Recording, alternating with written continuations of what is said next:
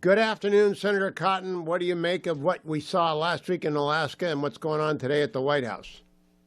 Good afternoon, Hugh. It's good to be back on with you. I'm obviously not at the White House, not privy to everything that's happening, but from the excerpts I've seen, it seems to be going well. That President Trump and President Zelensky have a good rapport, and President Zelensky is clearly committed to a constructive visit that tries to move towards a negotiation that will result in some kind of peace settlement in Ukraine that will help protect his country's autonomy and territorial integrity and allow them to build for the future and get back on their feet, so to speak. It looks like several European leaders, too, are playing a constructive role.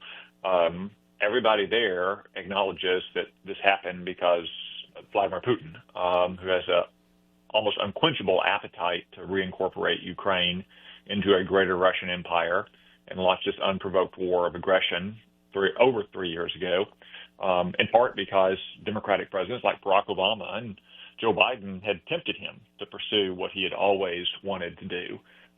Even Vladimir Putin said last week that this war wouldn't have happened if President Trump had been in office, as it didn't happen in his first term in office. So I think right now we're still in the phase where everyone, President Trump, Zelensky, the European leaders, are testing whether Vladimir Putin is serious about any kind of peace negotiation. And if he's not, then we're going to have to collectively continue to show the strength that Ukraine and the United States have shown for the last 3.5 years. Yeah, Senator, I have a column coming out in Fox News tomorrow that every opinion about this is really ill-informed because unless you were in both rooms, the room in Alaska and the White House today, you can't really know what's going on in the state of President Trump's team and President Trump. I am curious, though, since the term security guarantees isn't much on the minds and lips of many newsreaders, what does that mean to you, security guarantees? Well, I think traditionally and customarily, Hugh, it would mean something like the Article 5 collective guarantee of the NATO treaty that all NATO members make to each other, that an attack on one will be viewed as an attack on all, and they'll all come to the victim of aggression's defense.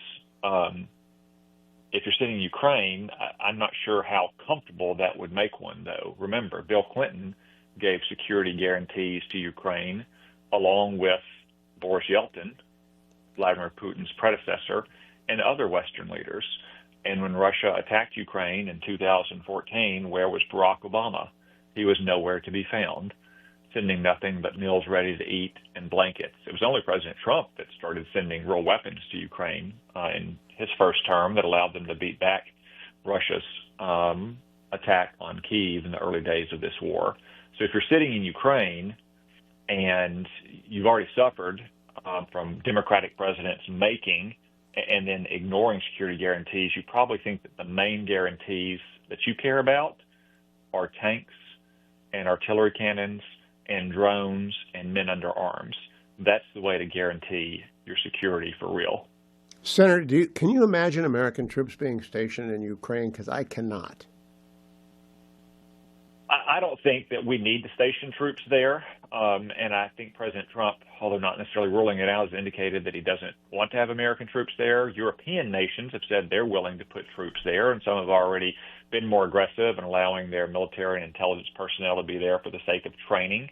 The United States, of course, is providing a lot of weapons, both directly and through our NATO partners. We've also provided a lot of intelligence and logistics support as well. So I think the United States can continue to support Ukraine in that way if this war goes on without having to put any American troops in harm's way inside of Ukraine. For full shows, live and on demand, it's Salem News Channel.